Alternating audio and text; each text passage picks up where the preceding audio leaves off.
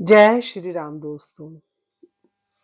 आप सबका हार्दिक अभिनंदन करती हूँ अपने चैनल सपना प्रभ पर।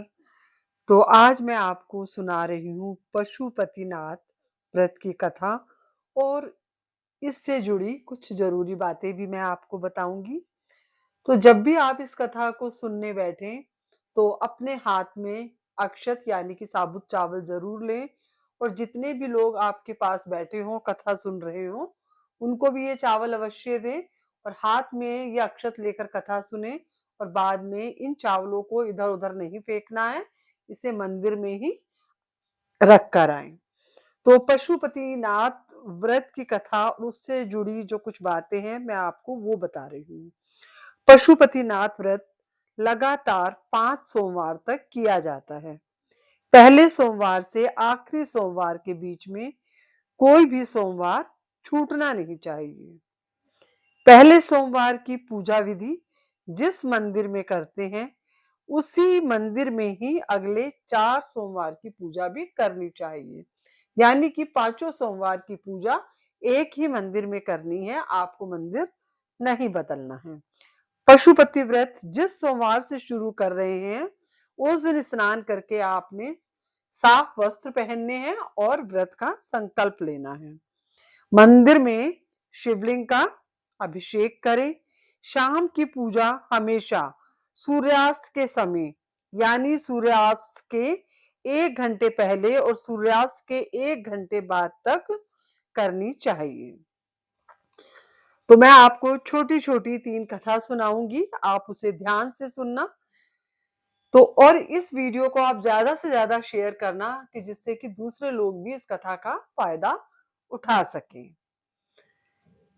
पहली कथा है, एक पौराणिक कथा के अनुसार भगवान शिव यहाँ पर चिंकारे का रूप धारण कर निद्रा में चल बैठे थे।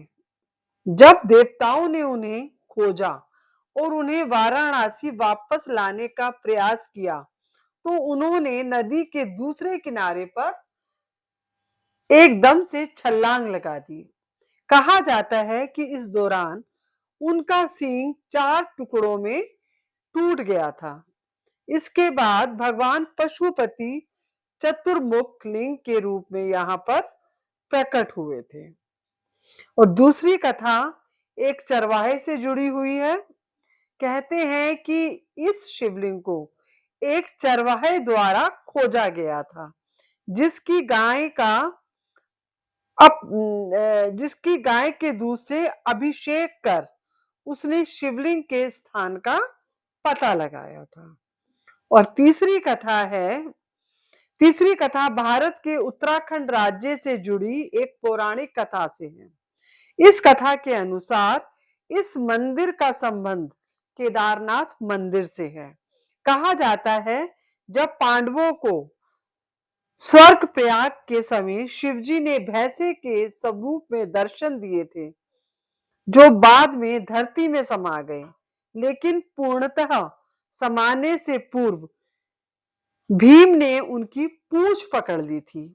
जिस स्थान पर भीम ने इस कार्य को किया था उसे वर्तमान में केदारनाथ धाम के नाम से जाना जाता है एवं जिस स्थान पर उनका मुख धरती से बाहर आया उसे पशुपतिनाथ कहा जाता है। पुराणों में पंचकेदार की कथा नाम से इस कथा का विस्तार में उल्लेख भी मिलता है। तो जैसे कि मैंने आपको पहले भी बताया कि सूर्यास्त के 1 घंटे से लेकर 1 घंटे बाद तक आपको इस पूजा को करना है।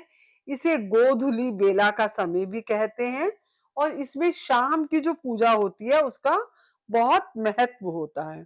और शाम की पूजा में आपको कुछ चीजों का ध्यान रखना है, जैसे कि पूजा के सभी नियमों का आपको पालन करना है। पूजा के दौरान आपका ध्यान सिर्फ भगवान शिव पर केंद्रित हो। अपने इष्ट देव को ध्यान में रखते हुए आपको एक दीपक जलाना है और आपको इस दिन तामसिक भोजन नहीं करना और रात के समय पूजा नहीं करनी है। और शाम की पूजा में भी आपको कभी भी घंटी नहीं बजानी है। और इस व्रत में सुबह और शाम दोनों समय आपको मंदिर अवश्य जाना है। इस व्रत को आप फलाहार कर सकते हैं और इस व्रत में दिन के समय सोया नहीं जाता है। और पशुपति का अर्थ भी मैं आपको बता देती हूँ। पशु अर्थात जीव या प्राणी और पति का अर्थ है स्वामी। इस नाथ का अर्थ है मालिक या भगवान। इसका मतलब यह है कि संसार के समस्त जीवों के स्वामी या भगवान है पशुपति नाथ। दूसरे अर्थों में पशुपति नाथ का अर्थ है जीवन का मालिक। तो आप लोग भी इस व्रत को करना चाहते हैं तो इसको नियम से करें और खुशी के साथ करें। और कहते हैं इस व्रत को करने से ऐसी कोई मनोकामना नहीं होती जो कि पूरी ना हो। इस व्रत को करने से आपकी हर इच्छा पूरी होती है। ओम नमः शिवाय। शिव जी सदा सहाय।